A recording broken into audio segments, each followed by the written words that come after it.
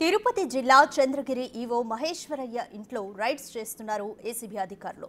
అక్రమంగా ఆస్తులు కూడబెట్టారని ఫిర్యాదులు రావడంతో ఏసీబీ అధికారులు సోదాలు చేపట్టారు. దాదాపు 30 కోట్ల రూపాయల అక్రమ ఆస్తులను ఏసీబీ అధికారులు గుర్తించారు. గతంలో లంచం తీసుకుంటూ ఏసీబీ అధికారులకు చిక్కి సస్పెండ్ అయ్యారు ఈవో మహేశ్వరయ్య. మళ్లీ లంచం ఆరోపణలు రావడంతో ఏసీబీ అధికారులు సోదాలు చేస్తున్నారు.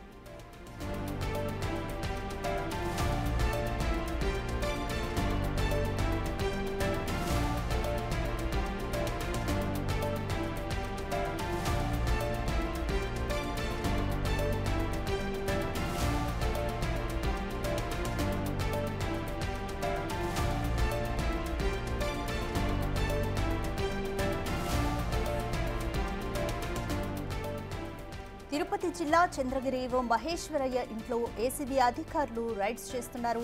అయితే అక్రమంగా ఆస్తులు కూడబెట్టారని ఏసీబీ అధికారులకు ఫిర్యాదులు అందాయి. ఈ ఫిర్యాదులతోనే మహేశ్వరయ్య ఇంట్లో ఏసీబీ అధికారులు రైడ్స్ చేస్తున్నారు. దాదాపు 30 కోట్ల రూపాయల అక్రమ ఆస్తులను ఏసీబీ అధికారులు గుర్తించారు. అయితే ఈవో మహేశ్వరయ్యపై గతంలో లంచం తీసుకుంటూ ఏసీబీ అధికారులకు చిక్కి సస్పెండ్ అయ్యారు. ఈవో మహేశ్వరయ్య మళ్లీ లంచం ఆరోపణలు రావడంతో ఏసీబీ అధికారులు సోదాలు చేస్తున్నారు.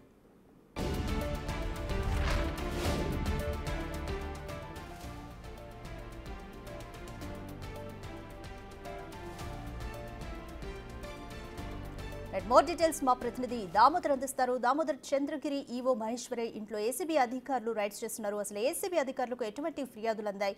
ఇప్పటి వరకు జరిపిన రైడ్స్ లో ఎటువంటి కీలక పత్రాలని స్వాధీనం చేసుకున్నారు? రాధిక, చంద్రగిరి పంచాయతీ మేజర్ పంచాయతీ కార్యదర్శిగా పనిచేస్తూ 50,000 లంచం తీసుకుంటూ ఏసీబీకి రెడీ హ్యాండెడ్గా పట్టుబడ్డ మహేశ్వరయ్య ఇంట్లో మరోసారి ఏసీబీ అధికారులు తనిఖీలు నిర్వహిస్తున్నారు.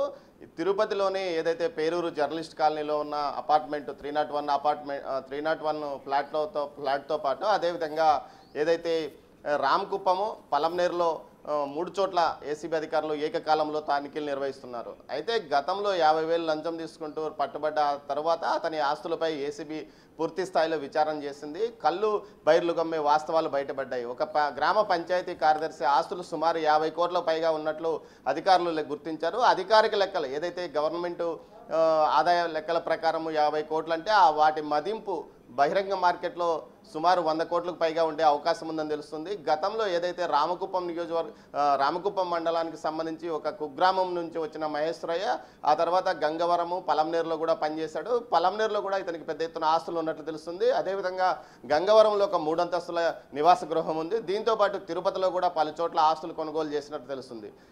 ఏ పార్టీ రాజకీయ పార్టీ అధికారంలో ఉంటే ఆ పార్టీ నాయకులకు వత్తాసు పలుకుతూ ఇతను పెద్ద ఎత్తున అవినీతి అక్రమ దందాలకు పాల్పడ్డాడని, ముఖ్యంగా మేజర్ పంచాయతీ అంటే మేజర్ పంచాయతీల్లో ఏదైతే గృహ నిర్మాణాలకు సంబంధించి పర్మిషన్లు ఇవ్వడం కానీ మిగతా వ్యవహారాల్లో కూడా గ్రామ పంచాయతీ కార్యదర్శికి పూర్తి స్థాయిలో అధికారం ఉంటుంది. దీన్ని అడ్డం పెట్టుకుని పెద్ద ఎత్తున అక్రమాలకు పాల్పడ్డాడని కూడా ఇతనిపైన ఆరోపణలు ఉన్నాయి. తాజాగా ఏదైతే ఇలాంటి వ్యవహారంలోనే అతను బయటపడ్డాడు. దీంతోపాటు ఒక కాంట్రాక్ట్ వ్యవహారానికి సంబంధించి బిల్లులు చెల్లించకుండా ఆపు చేయడంతో 50,000 లంచం ఇస్తేనే బిల్లులు ఇస్తానంటూ చెప్పడంతో అతన్ని ఆ కాంట్రాక్టర్ చిన్నగొట్టగలకు చెందిన ఒక కాంట్రాక్టర్ నేరుగా అతన్ని ఏసీబీ అధికారులకు పట్టించాడు. తాజాగా ఒక 2 ద్విచక్ర వాహనాలతో పాటు ఒక కారును సీజ్ చేశారు. అతని పేరుతో ఉండవి మిగతా బినామీ పేర్లతో పెద్ద ఎత్తున ఆస్తులు ఉన్నట్లు కూడా తెలుస్తుంది. పలంనేరులో అయితే ముఖ్యంగా ఏదైతే లిటిగేషన్కు సంబంధించిన ఆస్తులను కొనుగోలు చేసి వాటిని ఏదైతే సక్రమంగా మార్చుకోవడం కూడా ఇతని వ్యవహారంగా తెలుస్తుంది. మొత్తం మీద అయితే ఏదైతే